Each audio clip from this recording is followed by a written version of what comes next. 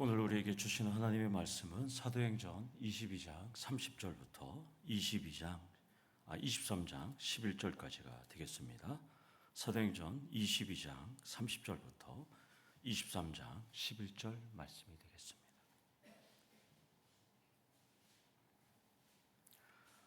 다 찾으신 줄 알고 우리 교독하시고요. 11절 말씀은 함께 읽도록 하겠습니다. 이튿날 천부장은 유대인들이 무슨 일로 그를 고발하는지 진상을 알고자 하여 그 결박을 풀고 명하여 제사장들과 온 공회를 모으고 바울을 데리고 내려가서 그들 앞에 세우니라.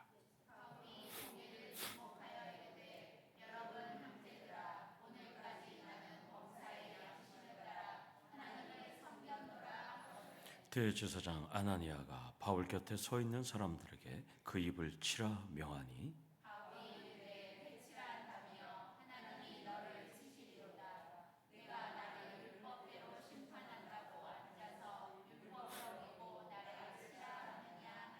곁에 선 사람들이 말하되 하나님의 대제사장을 내가 욕하느냐.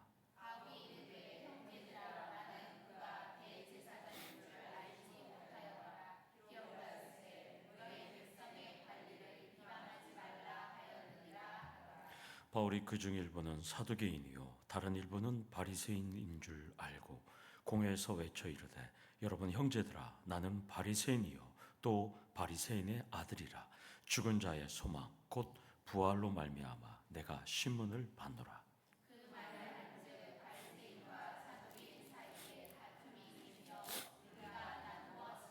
이는 사두개인은 부활도 없고 천사도 없고 영도 없다 하고 바리새인은 다 있다 함이라.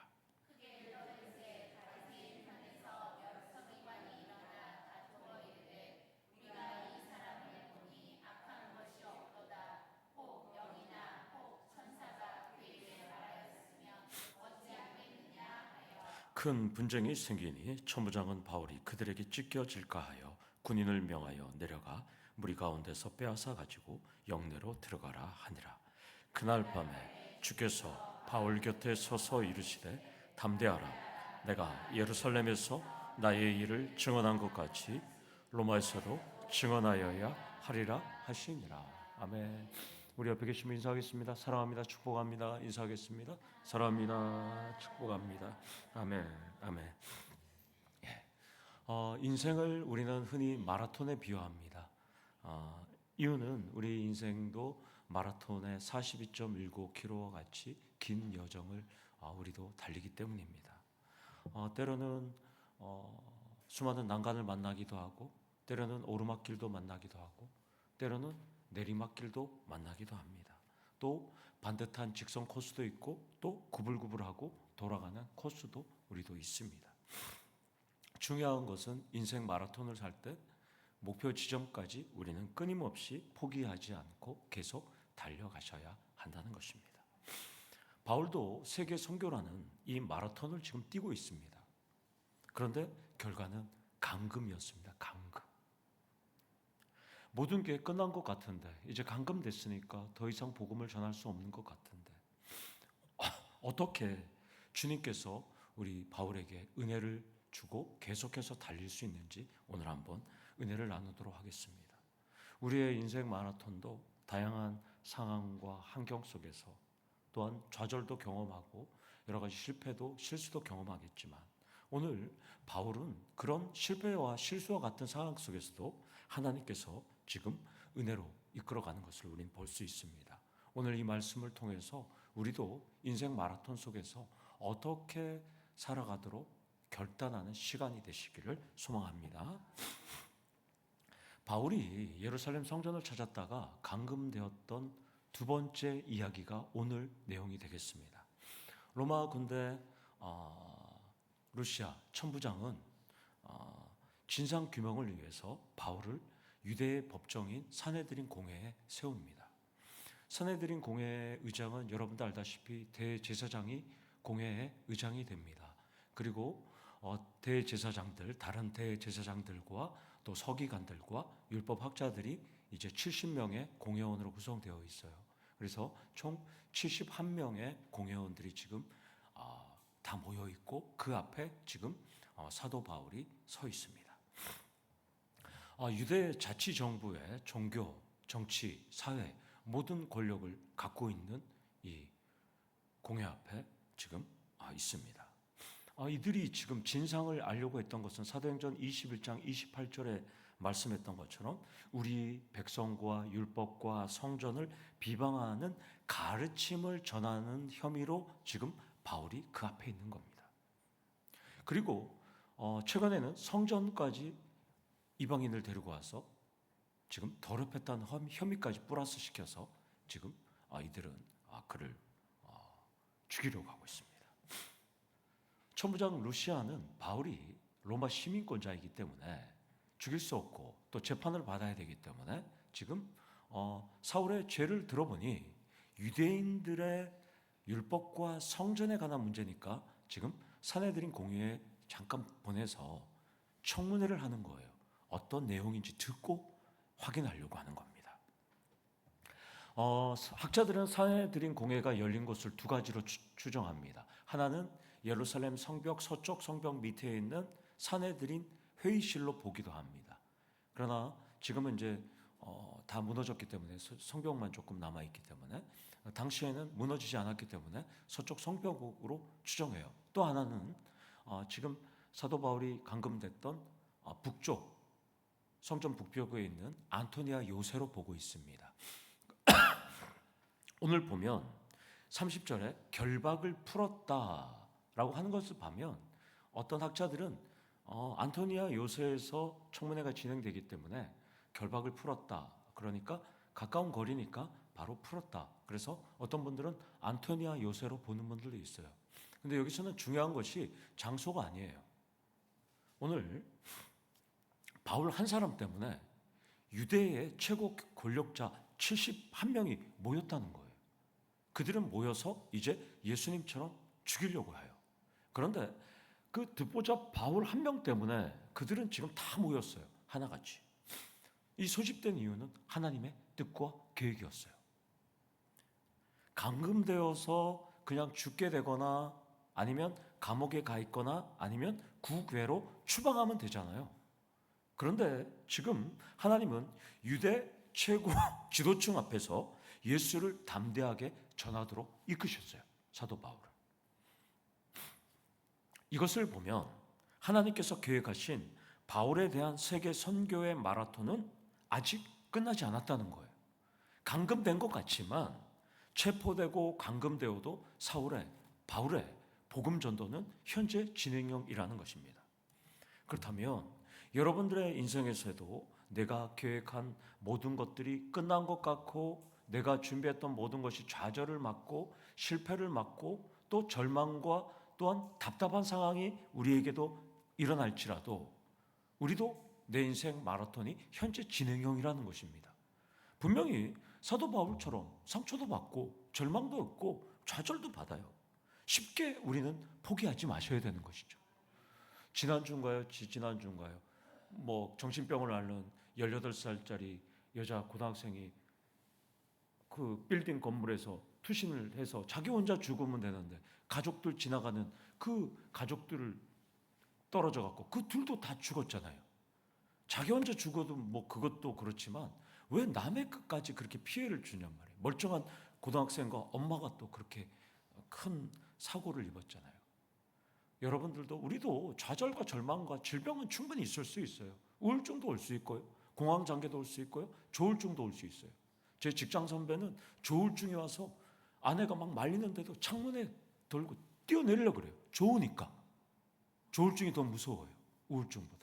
그래서 그렇게 해서 약도 먹고 그러는데요. 이번 주에 폭우로 인해서 우리 교회가 또 2번 잠겼잖아요.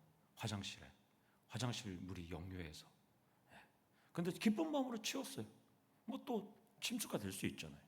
어저께는 제가 냄새 제거를 위해서 섬유유연제 다운이 아시죠? 다운이 6,980원짜리예요.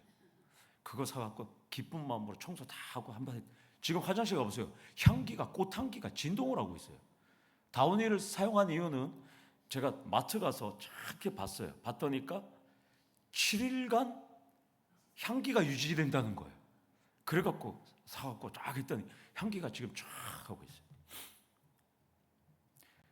하나님께서 어저께 원인을 알려주셨어요. 왜 이제 제가 이제 광고를 하겠지만 이번 주일에도 또 광고하겠지만 이제 원인은 찾았어요. 이제 또 고치면 되니까 좌절할 필요가 없어요. 뭐 넘치면 어때요? 치우면 되죠. 집까지 것들이 어떻게 할 거예요? 물인데 물은 마르잖아요. 우리는 마르진 않습니다. 첫 번째로 인생 마라톤은 끝날 때까지 끝난 게 아닙니다. 주님이 스톱하시면 우리 호흡이 끝나면 그때 멈추는 것이지 상처 때문에 좌절 때문에 절대 멈추면 안 된다는 것입니다. 여러분들이 바울을 좋아하신다면 바울처럼 당당하셔야 합니다. 로마 군인에게 억류되고 감금된 상태예요. 지금 최고 권력자들 앞에 있어요. 근데 바울은 지금 전혀 주눅들지 않습니다. 1절에 바울이 공회를 주목하여 이르되, 이 주목하다는 헬라어 아테비사스는 사울이 눈으로 똑바로 그들 한 명 한 명을 응시한다는 의미예요. 바울은 71명이 자기 앞에 있지만 절대 권력을 갖고 있는 세상에 칼자루로 예수님을 죽였던 그 공회원들이 있지만 바울은 주눅들지 않았어요. 나는 지금 로마 군대에 체포되어 있지만 한 사람 한 사람을 지금 쳐다보고 있어요. 이 앞에 지금 공회원들이 있으면 저같이 여기 앞에 앉아갖고 다 쳐다보는 거예요. 자기가 주목하는 거예요 지금. 그러면서 자신을 변호해요. 유대 최고 권력자들을 대표하는 공회원들은 바울 너는 죽었어. 너 이제 끝이 났어. 우리 판결 끝나면 너 이제 처형될 거야. 이렇게 죽일 생각인데 바울은 이 앞에서 꼿꼿하게 서서 그들 한 명 한 명을 지금 다 쳐다보고 있습니다. 그러면서 공회원들을 자신이 잘 사용하는 단어예요. 서신서에서 자신이 사용하는 아주 친근한 용어죠. 형제들아. 이렇게 70만 명 자신을 죽이려고 그런 이 늑대 같은 사람들을 향해서 형제들아 이렇게 친근한 말로 지금 그들의 마음을 부드럽게 합니다. 그러면서 이런 말을 해요. 오늘날까지 나는 범사의 양심을 따라 하나님을 섬겼다. 이 섬겼다라는 이 헬라어 동사, 이것은 페톨리투마이는 나는 무엇의 삶을 살았다 이런 뜻이에요. 나는 무엇의 삶을 살았다. 제가 이렇게 자세하게 설명하는 것은 한글 번역은 압축 요약한 문장으로 지금 설명하고 있는데요. 헬라어 원문을 보면 사도 바울은 4가지의 삶을 살았다고 지금 말하는 거예요. 원문에 따르면 우리는 지금 하나로 좀 둥땅거려 갖고 지금 하는데 하나하나 분석해 보면 바울은 공회원들 앞에서 나는 4가지의 삶을 살았다 이렇게 말하고 있습니다. 그러니까 2절에 대제사장 아나니아가 바울 곁에 있는 사람들에게 그 입을 치라고 명령하는 거예요. 한글 번역대로라면 때릴 이유가 없어요. 이게 무슨 잘못이 있어요? 오늘까지 나는 범사의 양심을 따라 하나님을 섬겼다. 이런 말을 했는데 대제사장이 왜 때리라 그래요? 저는 평신도 시절에 도대체 이걸로 왜 사도 바울을 때리지? 여러분 이해가 되셨어요? 지금까지 섬기고 저는 범사의 양심을 따라 하나님을 섬겼다. 유대인이면 당연히 하는 말이잖아요. 도대체 대제사장이 왜 때리라고 했는지 저는 이해를 못했어요. 제 솔직한 고백이에요. 제가 성경을 읽으면서 그래서 원문을 갖고 여러분들 한번 보면 바울이 살았던 4가지 삶을 살펴보면 첫 번째 이 말 속에 첫 번째 자신은 하나님을 섬겼다는 거예요. 하나님을 섬겼다. 그러니까 바울은 율법에 계시된 하나님의 뜻을 따라서 나는 섬겼다는 거예요. 지금 공회원들은 바울이 백성과 율법을 성전을 거스르는 가르침을 이방 지역에서 전했다고 고발했는데 반대로 지금 바울은 나는 하나님을 섬겼어 이렇게 얘기하니까 아나니아 대사장이 어떻게 되는 거예요? 이놈이 지금까지 유대교 근간을 흔들어 놓고 이제 와서 하나님을 섬겼다고 격분하는 거예요. 그러니까 치라고 하는 거예요. 이해가 되십니까?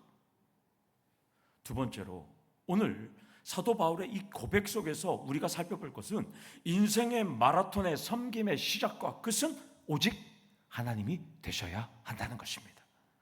성경 말씀 그대로 여러분들도 하나님을 섬겼다고 누구를 만나도 바울처럼 당당하게 말하셔야 해요.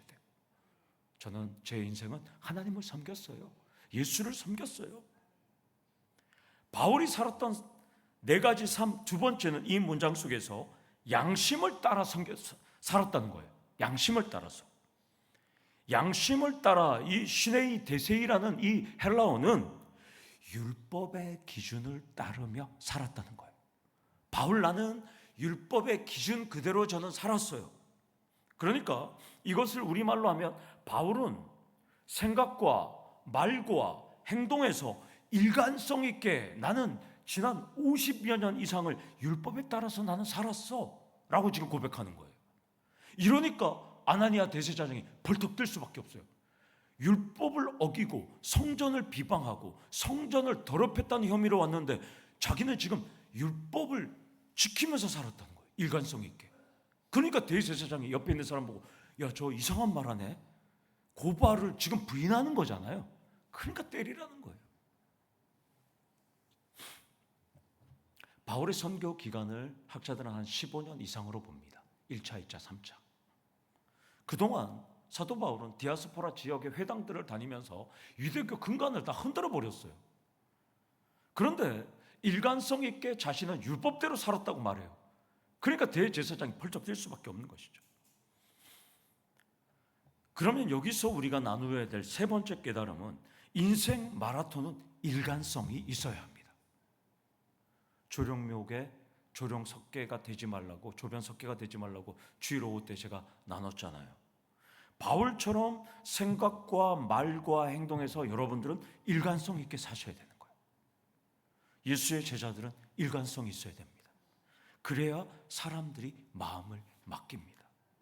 교회 부흥과 성장도 여러분들이 일관성 있게 동참하셔야 한다는 것입니다. 바울이 살았던 네 가지 삶의 세 번째는 범사에 일관성 있는 삶을 살았다는 거예요. 범사로 번역된 이 헬라어 파세는 온, 모든, 전부 이런 거예요. 내 인생의 모든 전부의 시간, 온 시간이 하나님의 율법의 말씀대로 일관성 있게 살았다는 거예요. 그러니까 사도 바울은 교회를 박해하기 전, 예수를 믿기 이전 어린아이 시절부터 율법을 알았던 그 시절부터 나는 온, 전부 일관성 있게 율법을 지키며 살았다는 거예요. 그러면 여러분들은 회심 전후 또 여러분들은 예수를 인격적으로 만난 이후에 온, 모든, 전부 이 헬라어 파세의 기간이 범사에 일관성 있는 삶을 사셨는지 한번 점검해 보기를 원합니다. 일관성 있게 살았다면 아멘 하시고 일관성 있게 살지 않았다면 침묵하시면 돼요. 다 침묵하시네요. 다 일관성 있게 살지. 저도 아멘 안 했잖아요. 다 일관성 있게 살지 못하죠. 어떤 분이 그러시더라고요. 오늘 하루는, 이번 한 주는 거룩하게 살아야지. 그렇게 마음을 먹고 기도하는데 어떤 선생님이 자꾸 찾아와서 얘기하다 보면 자기도 모르게 범죄하고 있다는 거예요. 입으로. 맞아. 그 사람들 나쁜 사람들이야. 그렇게 하면 안 돼. 이번 한 주 동안 여러분들은 이 수요일 이 중간까지 여러분들 직장과 사업장과 일터 가정에서 어떤 삶을 살았을까요? 범사에 일관성 있는 삶을 살고 계실까요? 시궁창 냄새인가요? 다운이 향기인가요? 다운이 향기가 되기를 원합니다. 제가 다운이를 이렇게 했더니까 제 사모가 저한테 또 지적해요. 아주 은사가 있어요. 탁월해요. 시궁창 냄새를 코팅했을 뿐이잖아. 냄새 일주일 되면 또 빠지잖아. 일주일 후에 또 바르면 되지. 우리 성도님들은 시궁창 냄새가 아니라 다운이의 삶을 살기를 원합니다. 네 번째로 인생 마라톤은 범사에 모든, 전부, 온 기간이 하나님 뜻에 합당한 삶을 사셔야 한다는 것입니다. 물론 여러분들도 침묵했지만 어려운 것은 공감해요. 그러나 이것은 우리의 숙명이에요. 받아들여야 되는 거예요. 바울이 살았던 네 가지 삶, 네 번째는 오늘 보면 오늘날까지 하나님의 뜻을 따르며 살았다는 거예요. 오늘날까지 항상 하나님의 법을 따랐다고 시간의 요소까지 지금 추가해서 말하는 거예요. 시간의 요소까지. 선헤드린 공회는 바울이 이렇게 살지 않았기 때문에 지금 고발했는데 바울은 그렇게 살았다고 지금 얘기하는 거예요. 그래서 지금 바울을 죽이려고 하는 건데요. 근데 지금 바울은 자신의 모든 행동이 그렇게 살지 않았다는 거예요. 지금. 그러니까 역으로 얘기하면 바울은 너네들이 나 고발한 거 그거 무고야. 이렇게 얘기하는 거예요. 잘못됐어. 그렇게 한 겁니까? 따라서 이 말씀 네 번째에서 여러분들이 깨달아야 될 다섯 번째 포인트는 인생 마라톤의 자랑은 하나님의 법의 기준을 항상 추구했다고 자랑하셔야 되는 겁니다. 하나님의 법을 내가 완벽하게 지켰다는 것이 아니라 내가 하나님의 법을 지키지 못할 말씀을 지키지는 못하지만 나는 그래도 추구하려고 지키려고 노력은 했다라고 여러분들은 말씀을 할 줄 알아야 된다는 것이죠. 우리는 바울처럼 살지는 못하잖아요. 그러나 바울은 한결같이 변함없이 하나님의 법이 기준이었다고 지금 말씀합니다. 대제사장의 생각과 바울의 생각은 지금 동상이몽이에요. 전혀 달라요. 지금. 그러자 2절에 바울 곁에 서 있는 사람들에게 아나니아 대제사장이 야, 저 이상한 얘기를 하네. 이렇게 얘기하는 거예요. 그때 담대한 바울은 전혀 위축되지 않았습니다. 3절에 그렇게 말하는 그 사람을 향해서 이렇게 말합니다. 회칠한 담이여 하나님이 너를 치시리로다. 나를 치라고 했다니까 너를 하나님이 치신대요. 회칠한 담은 아시죠? 예수님께서도 이 마태복음에서 보면 23장 27절에 보면 외식하는 바리새인들과 서기관들 향해서 회칠한 무덤이라고 그랬잖아요. 회칠을 알죠? 석회. 이스라엘은 석회형 지역이라서 이 담이나 또 무덤을 회칠을 하면 깨끗하게 하얗게 분칠을 하면 그 안에는 썩고 더럽고 또 담도 무너질 지경이지만 그냥 겉만 번지르하는 거예요. 그러니까 사도 바울은 지금 너 겉모습만 번지르하지 속마음은 썩었어 이 얘기를 하고 있어요. 지금 바울도 강력하게 책망하고 있습니다. 그리고 그 사람을 향해서 다시 한번 또 질책합니다. 네가 나를 율법대로 심판한다고 앉아서 율법을 어기고 나를 치라 하느냐? 너는 회칠한 담이라고 해놓고 너가 율법대로 심판한다고 앉아서 율법대로 안 하고 나를 치라고 하느냐 하고 지금 반문을 해요. 사도 바울이 당당합니다. 바울의 말은 상당한 비판이 섞여 있어요. 네가 겉모습은 율법으로 재판한다고 앉아있지만 속모습은 더럽고 그래서 율법을 치라고 명령하면 너 잘못된 거 아니야? 이렇게 지금 따지고 있어요. 사도 바울의 책망과 비판은 절대 틀린 말이 아닙니다. 우리 새벽에도 살펴봤지만 레위기 19장 15절 하반절에 보면 공의로 사람을 재판할지니라 이렇게 말하고 있어요. 율법은. 그러니까 우리나라도 지금 아무리 죄를 지어서 재판장에 오더라도 무죄 추정의 원칙이에요. 체포는 당하고 구금은 돼 있을지라도 판사가 너 죄 맞아 라고 빵빵빵 칠 때까지는 무죄 추정의 원칙이거든요. 율법도 마찬가지예요. 율법의 혐의로 고발이 된 사람이 죄가 입증되지 않을 때까지는 무죄 추정의 원칙이에요. 그런데 지금 너가 나보고 죄인이라고 한다고? 너 아직 우리 입증되지 않았잖아. 너 율법을 어기잖아. 지금 그 얘기하고 있는 거예요. 깜짝 놀라는 거예요. 지금 70만 명들이 대제사장을 포함해서 사도 바울의 얘기에 지금 다 움찔할 수밖에 없는 상황이에요. 분위기가 싸늘해질 수밖에 없는 상황이에요. 그러니까 뭐라고 얘기합니까? 사도 바울이 공평의 원리를 따르지 않았다고 항변하니까 4절에 공회원들이 고작 하는 말이 대제사장의 존엄성을 갖고 들어오는 거예요. 바울이 너 그를 모욕했어. 너 그 안전 지금 말하는 사람이 누군지 몰라? 하나님이 세우신 대제사장이잖아. 왜 그런 말을 해? 고작 하는 말이 지금 그렇게 얘기하는 거예요. 우리가 뭐 내기를 하거나 토론을 하거나 뭘 하다 보면 나이, 뭐 직책, 권력, 명예, 직급 이런 얘기 하잖아요. 결국 지금 그 얘기를 지금 왜 감히 네가 대제사장의 공의를 어겼냐고 지금 이야기하는 거예요. 그런데 5절을 보면 바울의 말이 참 재밌어요. 우리말로 하면 어떻게 돼요? 저분이 대제사장이었어요? 전 몰랐어요. 이렇게 얘기하는 거예요. 지금 바울이 코미디 하고 있어요. 대제사장이었어요? 전 몰랐어요. 그냥 얘기하길래 저는 그냥 그게 잘못됐다고 얘기한 거예요. 이렇게 얘기하는 거예요. 여러분들, 그러면 성경 읽으면서 여기 바울이 알았을까요? 몰랐을까요? 알았어요? 어떻게 알았어요? 왜 알았을까요? 이유는? 앉아있는, 그러니까 자리가 가운데 앉아있고, 맞아요. 가운데 앉아있고, 또 대제사장은 뭘 입어요? 에봇을 입고 있잖아요. 바울은 알고 있었어요. 저분이 대제사장이었어요? 몰랐어요.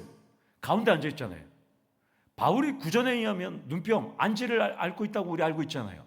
안질 때문에 바울의 시력이 모를 수 있다고. 그래서 학자들은 그래, 눈병 때문에 몰랐을 수도 있지. 일부 학자들은 그럴 수도 있을 거예요. 그러나 바울은 1절에 주목하여 봤다고 그러잖아요. 또 바울은 바리새인과 사두개인이 앉아있는 걸 다 확인했잖아요. 바울은 대제사장을 알고 있었어요. 그러면 바울이 왜 모른 척했을까요? 이유가 있는 거 아니에요? 네 율법의 핵심, 유대교의 핵심, 최고 권력자, 대제사장, 에봇을 입고 너 지금 재판장석에 앉아있음에도 불구하고 공평의 원리로 재판하지 않고 불법으로 너 지금 나를 심판하고 있잖아. 그러니까 너는 대제사장 자격도 없는 인간이야? 라고 지금 비판하는 거야. 이해가 됩니까? 우회적으로 지금 사도 바울이 비판하고 있어요. 지금 너는 대제사장도 아니야. 이렇게 얘기하고 있습니다. 물론 천국에 가서 여러분들 확인하시길 원합니다. 제 입장은 바울이 변명하지 않고 즉시 실수를 사과하기 때문에 바울은 알았을 가능성이 높습니다. 몰랐다면 계속 가겠죠. 그때 이곳으로 이끄신 하나님은 바울에게 지혜를 주십니다. 한 덩어리로 바울을 공격하는 사내들인을 혼란과 분열과 갈등에 빠지는 발언을 하도록 하나님께서 말씀해 주십니다. 단 한 사람의 말에 유대 종교사회의 정치, 사회 모든 지도자들이 71명이 지금 분열하고 갈등하고 다투고 소요를 일으킬 정도로 바울의 말에 쑥대밭이 돼버려요. 재판할 사람들이 지금 바울 앞에서 서로 싸워요. 6절에 바울은 자신의 변호를 예수님의 부활에 초점을 맞춰서 말합니다. 그러면서 이렇게 말합니다. 나는 부활을 믿는 바리새인이고 우리 아버지도 바리새인이야. 그러니까 바리새인의 아들이라는 것은 사도 바울의 아버지도 바리새인이라는 거예요. 부활을 믿는. 바리새인들은 부활 교리가 아주 최고의 교리였어요. 그러면서 이렇게 말합니다. 죽은 자의 소망 곧 부활로 말미암아 내가 신문을 받노라. 바울은 예수님의 부활 사건 그것을 소망하는 것을 내가 전하다가 여기 잡혀왔어. 이 얘기를 하는 거예요. 예수님이 부활했다는 거예요. 그리고 나는 그 부활을 믿는 바리새인이고 그 부활 소망 때문에 내가 여기 왔어. 이렇게 얘기하는 거예요. 이것은 71명으로 된 사내들인 공회의 최대의 약점을 바울이 건드렸어요. 약점을, 최대 약점. 왜냐하면 이 71명의 구성원들이 묘합니다. 부활을 믿지 않는 사두개인, 그러니까 대제사장들은 사두개인 출신들이에요. 그러면 대제사장을 포함해서 많은 대제사장들이 또 있는데 그 사람들은 부활을 믿지 않는 사두개인들이에요. 그런데 거기에 있는 율법학자들과 서기관들과 이런 회당의 또 회당장들이나 이런 지도자들은 또 부활을 믿는 바리새인들이 또 앉아 있었거든요. 그러니까 자기들은 유대 나라를 다스린다는 명목으로 여야가 하나가 되어서 국회를 만들었는데 지금 한 사람이 와서 서로 너네들은 교리가 다르지 않아? 이걸 지금 탁 건드려 버렸어요. 지금 사도 바울이. 그러자 바리새인과 사두개인 사이에 다툼. 여기서 다툼이라는 것은 계속 우리가 좀 다뤘던 헬라어 같은데 스타시스라는 단어인데 소요, 분쟁을 의미합니다. 소요가 일어나요. 서로 지금 얼마나 다툼이 심했는지 무리가 나누어질 정도예요. 에스키스대라는 얘기는 찢어지다 이거예요. 71명이 바울 한 명 죽이려고 똘똘 뭉쳐서 공격하고 있었는데 바울의 한마디가 딱 떨어지니까 이 두 세력이 완전히 찢어졌어요. 지금 서로 막. 그래서 8절을 보면 두 그룹이 싸우는 이유가 나와요. 사두개인은 부활도 없고 천사도 없고 영도 없다. 바리새는 있다. 지금 주장하고 싸우는 거예요. 정말 재미있는 광경 아니에요, 여러분들? 죄인을 신문하고 처벌하고 지금 이제 이 모든 것을 판결하려던 최고 권력기관 사내들이니 서로 지금 죄인 앞에서 서로 싸우고 있어요. 지금 소요가 일어나서 서로 찢어지고 있어요. 갈라졌어요. 여기서 사두개인들이 왜 그러면 부활이 없다고 이야기할까요? 사두개인들은 왜 부활이 없다고 그럴까요? 사두개인들은 대제사장들이니까 사두개인들은 모세오경의 권위만 인정했어요. 모세오경의 권위를 최고로 인정했어요. 모세오경에 부활에 대한 내용은 없잖아요. 물론 뭐 아브라함이 부활의 소망은 있어서 이삭을 죽이려고 했지만 그건 명확하게 부활의 얘기로 할 수가 없는 거잖아요. 그래서 창세기부터 신명기까지 모세오경, 창세기, 출애굽기, 레위기, 민수기, 신명기까지 이들은 이 성경책에 부활 교리가 없기 때문에 이들이 인정하지 않아요. 그럼 부활 교리는 어디 명확하게 나옵니까? 에스겔서, 마른 뼈들의 환상, 37장 1절부터 4절 말씀이나 다니엘서 12장 1절 말씀에 부활 교리가 나오잖아요. 그런데 사두개인들은 이것은 바벨론 포로를 갔다 와서 썼던 성경책이기 때문에 오경보다는 권위가 떨어진다고 보는 거예요. 자기들은. 그렇기 때문에 자기들은 부활 교리는 없다 이렇게 하는 거예요. 그래서 사람이 죽으면 영과 함께 다 소멸된다고 봤어요. 그들은. 그러나 바리새인들은 그게 아니에요. 부활 교리를 절대적으로 믿었어요. 그러니까 둘이 막 서로 싸우는 거예요. 자신들이 고발했고 자신들이 재판해야 되고 자신들이 선고해야 되고 결정해야 될 바울 앞에서 부활이 있어 없어, 부활이 있어 없어, 서로 지금 소요하고 갈등하고 있어요.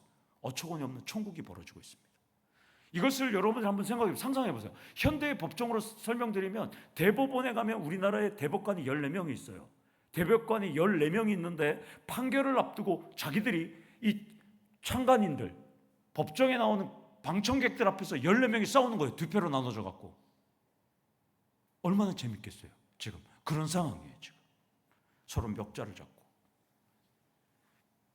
9절은 얼마나 다투고 분열했는지 사내들인 공예를 한 문장으로 저자 누가는 평가합니다. 크게 떠들세. 이 헬라어 크라우게는 아우성을 쳤다 이런 뜻이에요. 격렬한 외침이에요. 그 중에 더 재미있는 일이 벌어져요. 몇 명의 서기관들이 일어나서 다투어 이르되, 이 다투어 디에마콘토는 미어하려 동사예요. 서로 싸우는 와중에 어떤 서기관들은 일어나서 격렬하게 다투는 와중에 일어나서 오히려 저 사도 바울 죄가 없어요. 죄가 없어요. 죄가 없어요. 죄가 없어요. 계속 얘기하고 있는 거예요. 어떤 사람들은. 지금 난장판이 벌어졌어요. 난장판. 이것을 보면 하나님께서는 체포되고 감금된 사도 바울을 체포되게 당하게 내버려 두셨고 이제는 최고 권력자들 앞에서 부활하신 예수의 복음을 전하고 그들의 추악한 민낯을 보여주게 하셨다는 것입니다. 여기서 여섯 번째로 인생의 마라톤은 하나님의 이끄심대로 살 때 역전이 일어납니다.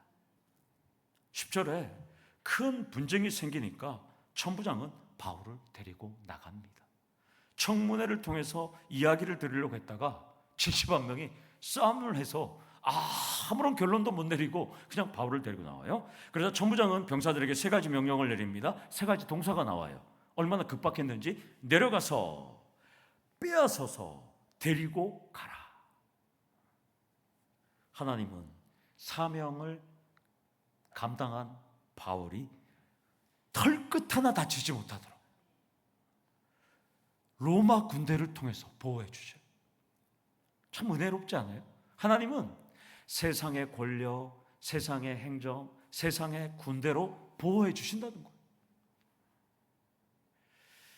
그리고 11절을 보면, 원문으로 보면 이게 신문은 받은 그날 밤이었는지 다음 날 밤이었는지는 좀 헷갈려요. 헷갈릴 수밖에 없어요. 왜냐하면 유대의 밤이 우리의 낮과 밤이 다르기 때문에, 유대는 아침이면 그게 그날이 전날이고 오늘처럼 지금 해 떨어지면 다음 날이 되잖아요.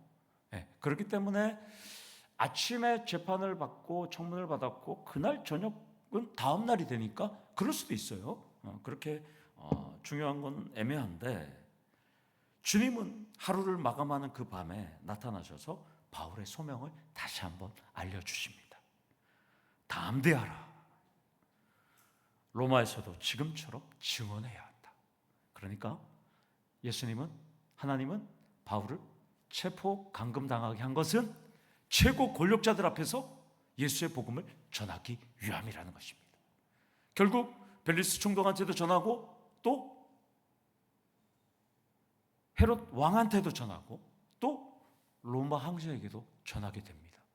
하나님께서는 지금 사도 바울을 최고 권력자들에게 복음을 전하는 통로로 지금 사용하고 있다는 것입니다. 그러니까 예수님 말씀은 이번 임무가 끝이 아니야, 끝났다고 생각하지 마, 로마까지 너 안전하게 갈 거야, 대신 담대함을 유지해, 끝까지 담대해, 이렇게 말씀합니다. 여기서 마지막 7번째로, 인생의 마라톤은 쉴 틈 없기에 흔들리지 말고 담대함을 유지하셔야 한다는 것입니다. 오수가 역류하더라도 좌절하지 말고 담대하게 치우시는 우리 성도님 되기를 원합니다. 담대하라, 이 다르세이는 용기를 내라, 이런 뜻이에요. 예수님은 용기를 내라 이렇게 말씀합니다. 그런데 여기서 참 재미있는 단어가, 마지막 단어가 나와요. 하리라. 이것은 데이라는 헬라어 단어인데 동사 직설법 현재 능동태예요. 그러니까 반드시 하여야 하리라는 거예요. 담대하라. 너는 로마 황제에게 반드시 복음을 전하게 되리라, 이렇게 말씀하는 거예요. 바울은 불법 체포되고 감금되고 재판받으면서 모든 게 끝난 줄 알았는데 아니라는 거예요. 너는 반드시 하게 되리라는 겁니다. 따라서 주님도 여러분들에게 대의의 신앙을 주셨습니다. 여러분들도 반드시 해야 하리라가 되셔야 합니다. 설교 소도에서 제가 이렇게 말씀드렸죠. 바울이 모든 것 끝난 것 같은데 어떻게 달릴 수 있는지 은혜를 나누고, 우리 인생 마라톤도 어떻게 달릴 수 있는지 결단하는 시간 되자고 제가 말씀드렸잖아요. 따라서 오늘 이렇게 결론 내리겠습니다.